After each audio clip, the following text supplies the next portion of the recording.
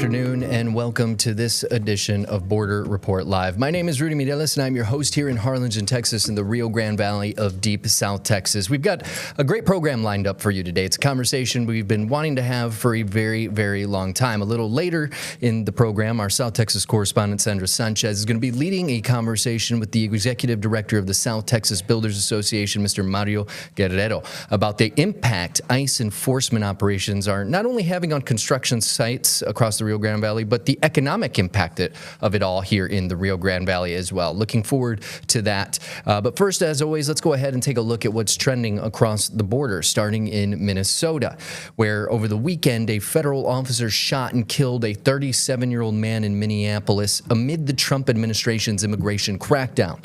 Now, this was the second fatal shooting by a federal agent this month. You may remember the shooting of Renee Good at the very beginning of this month. Now, it has led to mass protests even in the sub-zero temperatures, with demonstrators saying enough is enough. Now, the Department of Homeland Security claims Alex Preddy, the man federal officers killed, was quote-unquote brandishing a gun. But multiple videos shot by protesters show a very different story. Lana Zach has the latest from Minneapolis and gives us more insight into the victim's life. Video from inside this bystander's car shows an up-close view as federal agents appear to spray a chemical irritant, then wrestle Alex Preddy to the ground on the streets of Minneapolis. That is police brutality! Other video from outside shows agents restraining Preddy, an American citizen. One appears to pull a gun from Preddy's waist. A second later, Preddy was shot and killed by another agent. Hours after the killing, the Department of Homeland Security said Preddy approached U.S. Border Patrol officers with this gun while agents conducted a targeted operation for a violent individual. Preddy was a lawful gun owner with a permit to carry a concealed handgun. These officers used their training, followed their protocols, and were in fear of their lives and the people around them. State and local officials say the videos paint a different picture. This is an inflection point, America.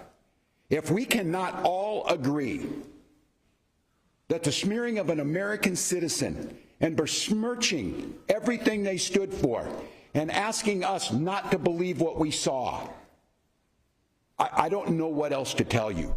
Witnesses on the scene testified that Preddy was holding his phone and did not approach the agents with a gun. He approached them with a camera.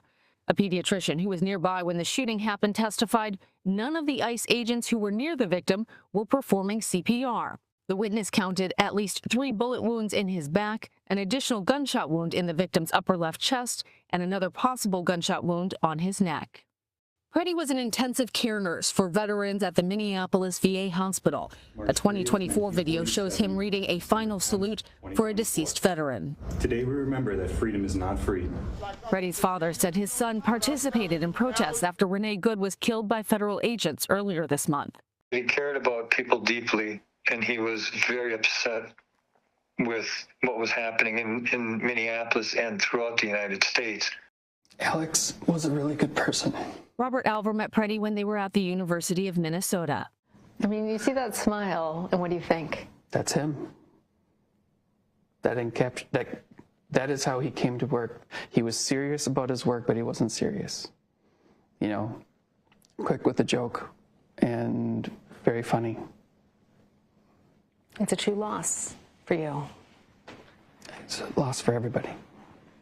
A federal judge issued a temporary restraining order to block the Department of Homeland Security from altering or destroying any evidence. Today, Minnesota prosecutors will be in court trying to compel them to provide access to that investigation. Lana Zach, CBS News, Minneapolis. Now, as Lana mentioned, a federal judge is hearing arguments today on whether she should at least temporarily halt the immigration crackdown in Minnesota that has led to the fatal shootings of 2 people by government officers.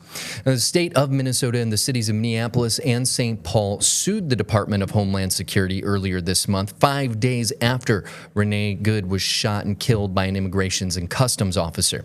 The shooting of Alex Preddy by a Border Patrol officer on Saturday has only added urgency to this case. As more than 3,000 federal agents take part in the immigration crackdown in Minnesota, residents are also finding ways to help those people impacted. Former Trump supporter Felisa Martinez is rallying volunteers to support immigrant children with supplies and even safe houses as part of a local food bank program.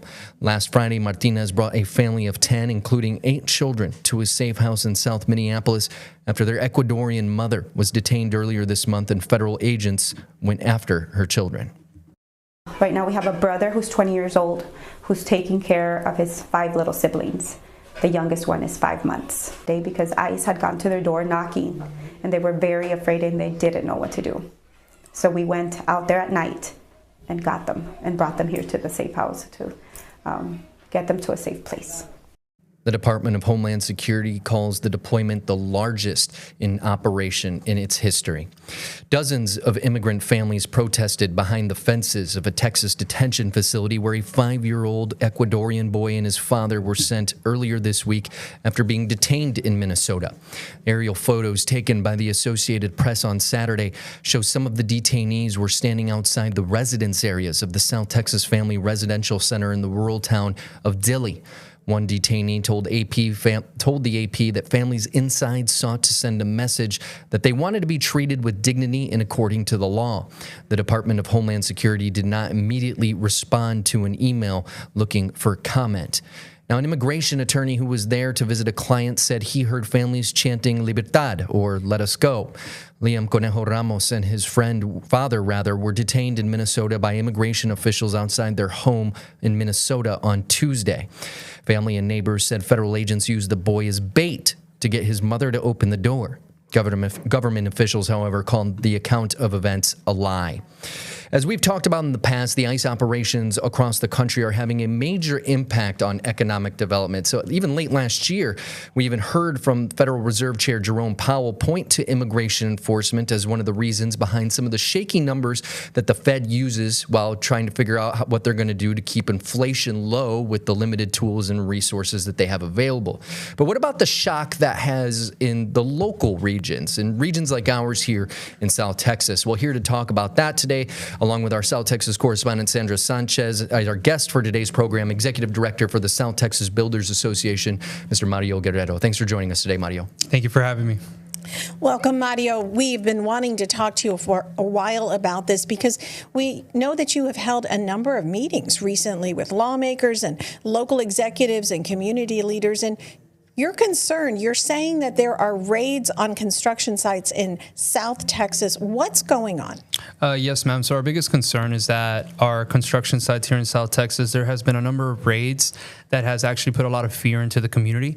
Like the one that you're seeing here on the film. So that community there is a subdivision that is located on the outskirts of Wesco that was actually a person's yard. If you look at that, that's actually somebody's backyard, and you're going to see that there's vehicles that are speeding through those backyards. What if there was a child that was actually playing there? Something horrendous could happen. Same here in this video that you're going to see here. You could see that there's no remorse. I mean, what if there's children playing outside and these guys are going 40, 50 miles per hour down a subdivision? As you can see there, those houses there are complete, and I'm pretty sure families do live there. As you see in this next video here, these are construction concrete workers that were, you had a whole crew that was picked up, and the person that owns that company had to look for a new set of concrete workers to go and try and dismantle all that because they were taking while they were pouring the concrete, and the concrete was actually wasted. So, I mean, ICE is just coming on these construction sites. There's no warning given, disrupting the building that's happening, making it dangerous, you're saying, for communities and people. And frankly, you're saying, scaring the community. I think it's putting a lot of fear into the community. It's not nothing else than that. I mean, people have fear right now. There is no warning there's no warning. There's no warrants that are being showed. I think it would be a different case if there were warrants that were being showed saying, hey, we're looking for this murderer, this rapist. But that's not the case. We just have, vans are pulling up to construction sites. Masked individuals are getting down and they're questioning everybody. which, I mean, I guess they have all the authority to, but all that also has implications towards our economy. So there's big issues right now here in the Valley when we're seeing a huge decline of construction loans that are going across the Valley. We're seeing a huge decline of materials that are being sold. So all that is a big issue when it comes to the local economy. I understand there's a drop of like 30 to 40% in construction loans in the local economy. Is that true? Yes, ma'am, that is true. Do we have a number on how many people have been picked up by ICE this first year of the Trump presidency? I believe it's somewhere over 9,000. That's what was said at the second meeting, that the symposium that was just recently held. I think you attracted a bipartisan group of lawmakers, Republicans and Democrats. I mean, do you have a solution? Do they offer any solutions? What do you think needs to happen? No, man, they weren't able to provide a solution. I think that the reason being is because nobody really knows what could be a solution. I think that what we're dealing with is something that we've never seen before, at least not in my lifetime.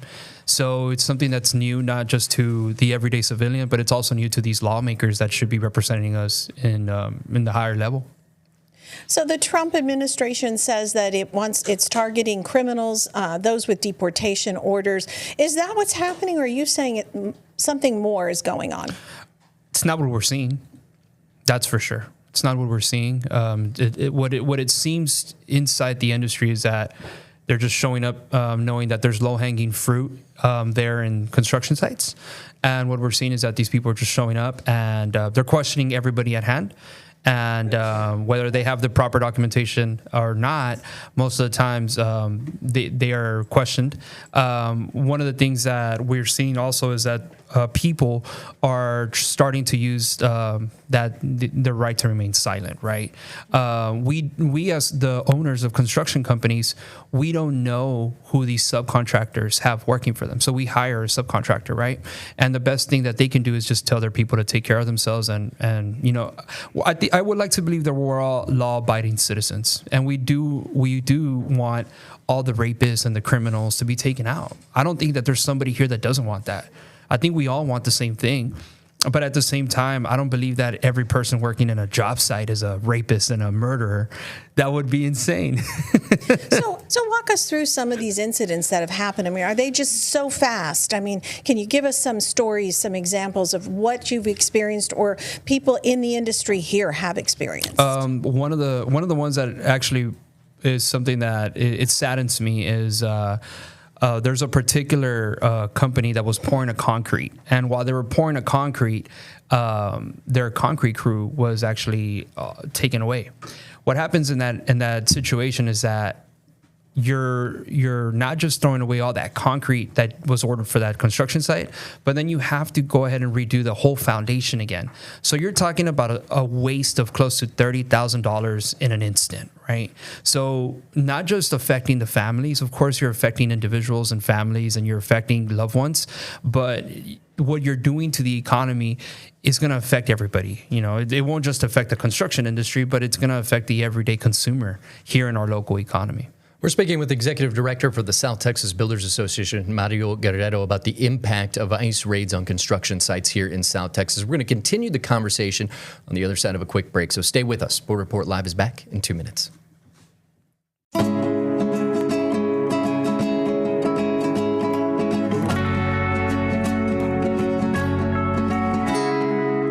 Welcome back to this edition of Border Report Live. Time now to get back to our conversation with the Executive Director for the South Texas Builders Association, Mr. Mario Guerrero, about the impact of ICE raids on construction sites here in South Texas. Sandra?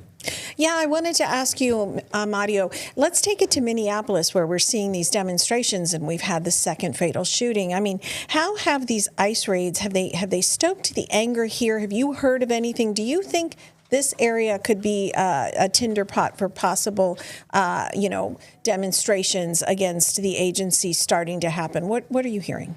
I don't believe it would be. Not anytime soon. I think that something drastic would have to happen in order for it to get to that scale here locally. I believe that here in the Hispanic culture, it takes a lot to get us to want to get out and actually protest and stuff like that. I think because we're raised with we are raised with a lot of respect, right? And I think that we all do respect the law, and I believe that we're all law-abiding citizens. I'm not saying that protesting is against the law. We all know that everybody has the right to protest, but it just takes a lot for the Hispanic community to come out. I mean, all we really want to do is work. And I believe that the Hispanic community is one of the hardest working communities in the nation. And in order for you to justify to one Hispanic to another that it would be good to go rally against what's going on, you would be taking potentially money out of their pocket. So they'll probably tell you no. You know, I thought it was really interesting something you said before the break regarding the community and how it's affecting these families. And I'm wondering, does your organization reach out and help these families that once they've been picked up, once they've lost a father, a family member? I mean, do you have a communication with them? I know that our members have personal communications with certain people that have been going through these issues, and I know that they've been helping how they can by offering food certain days if they have groceries, also helping with picking up certain bills so that they can pay bills at their homes, because a lot of the times the people that are being picked up are the breadwinners at these houses, right? So we do have great members inside the South Texas Builders Association that are just trying to help humans keep, especially in like this type of weather that we're facing here today. It's cold, you know. They're just trying to make sure that they keep the warmth inside their home and that they have food. So definitely, we're always extending an open arm. You also said that that some of these subcontractors hire people that you as a builder aren't aware of what their immigration status is, and so basically you're advising people to remain silent. That's also something that Lupe and some migrant organizations have been telling people, is that they don't have to answer questions. Is that kind of what's going on now? I believe, everybody has a right to remain silent, whether you're an American citizen. I don't know how it is in other countries. I'm an American citizen. I do believe we live in the best country in the world. That's why we're able to have this open dialogue today, and be able to talk about what's currently happening. But I do believe that if you're in the United States, you have the right to remain silent. Now, going back to that symposium that was held last week, you had some local elected leaders at the federal level, Congressman Monica de la Cruz from here in the Valley, as well as Congressman Henry Cuellar, I believe, at that event. One of the things you had kind of mentioned was that no one really knows what the solution going forward is. So if I could ask you, what is the solution that the South Texas builders are hoping for? I think they're hoping for peace. I think they're hoping for peace at the job sites. Make sure that people feel comfortable going to work, and also peace in the communities. You know, I don't think that anybody is asking for this to go away. We understand that we did have an immigration issue under the Biden administration, but at the same time, if you're putting a fear into the hearts of humans that are honestly working and trying to make an honest living. That is a concern. Now, if you are here to show us a warrant and saying that you're here for XYZ because they've raped somebody or they've murdered somebody, I don't believe that anybody would have a problem with that. I believe that they would help. I would believe that they would help you get that person out of where they're at. But and if I could play devil's advocate, but if they're being quiet and they're not answering questions, and you possibly could have somebody potentially dangerous or with removal or deportation orders, how do you rectify that? Show me the warrant. Okay. Yeah, right. I mean, that's why the warrant should be showed, or should be something that, how is it that you can go into some place of business and not potentially show a warrant? If you're there for XYZ saying that they've murdered somebody or they've raped somebody, where's the warrant to show that that person did that? You know, there should be. That's the whole point of a warrant, right? And I think that what a lot of people don't realize is living here on the border, we have a lot of law enforcement agencies, and we're subject to questioning all the time, right? From not just police, but from Border Patrol, but from CBP officers, right? Living here on the border can, we can be asked a lot of things, and what we're seeing right now is this, you're calling it like an intrusion on your job sites. I mean, the thing is, being born and raised in the border, I think it's our everyday lives to, you know, when you cross Falfurrias, you get asked by Border Patrol if you're a legal citizen or not. When you get stopped here by state troopers or any local law enforcement, they ask you for your ID. They want to know if you're an American citizen or not. That's everyday life for us. Mm-hmm. You know, I believe that everybody should work with law. I have family that are law enforcement. I have an uncle that's a sheriff. I got friends that are border patrols. I believe that everybody should work with the law.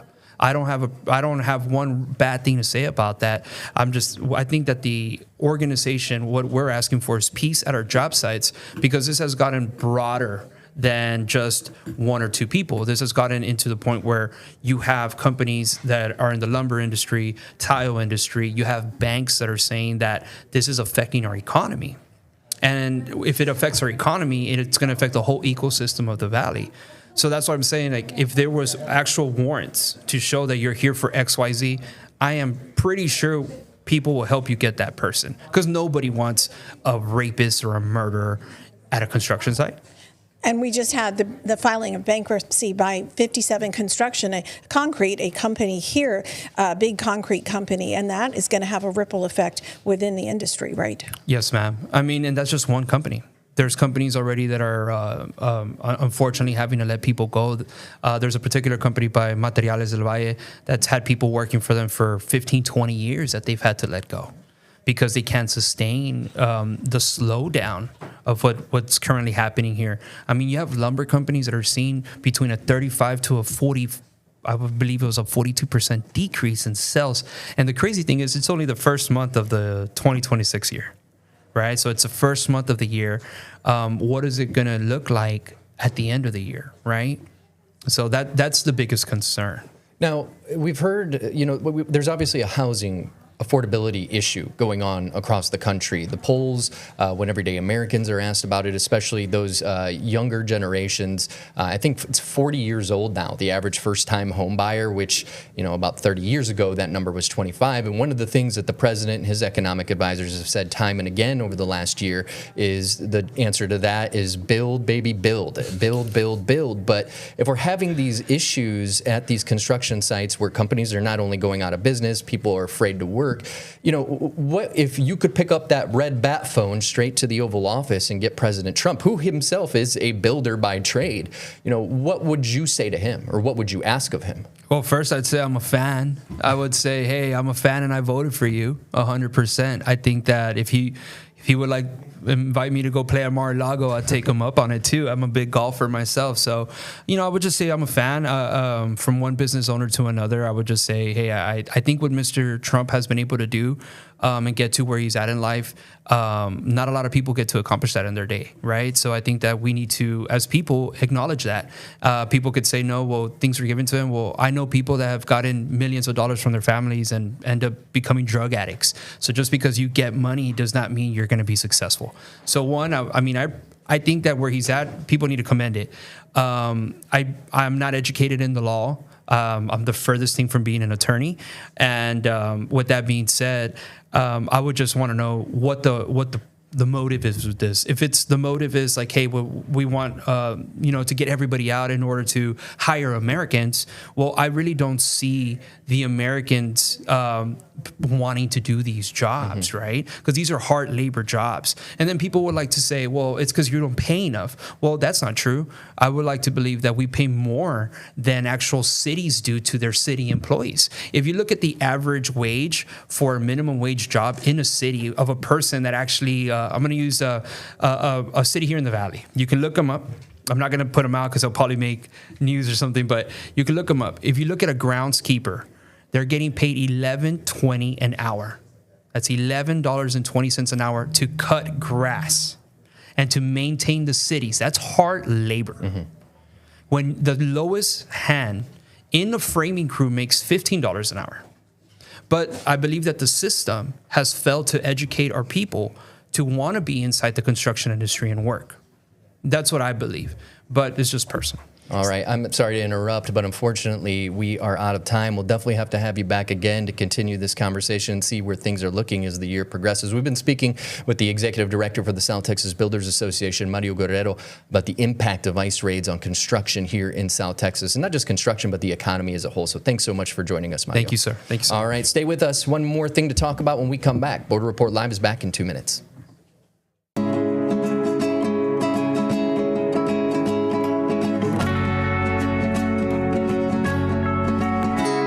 Welcome back to this edition of Border Report Live. We just got done speaking with the Executive Director for the South Texas Builders Association, Mario Guerrero, about the impact of ICE raids and ICE enforcement on construction sites here in South Texas and what that means for the local economy as a whole. And if you missed that conversation, well, don't worry, because you can always stay informed on the stories shaping the U.S.-Mexico border while on your commute home, or maybe you're taking the dog out for a walk, or you're hitting the gym real quick, because Border Report Live brings you real-time updates, expert insights, and voices from both sides of the border on podcast form. You can listen there at any of the places at the bottom of your screen. That's going to do it for us today. For Sandra Sanchez, our South Texas correspondent, my name is Rudy Mireles.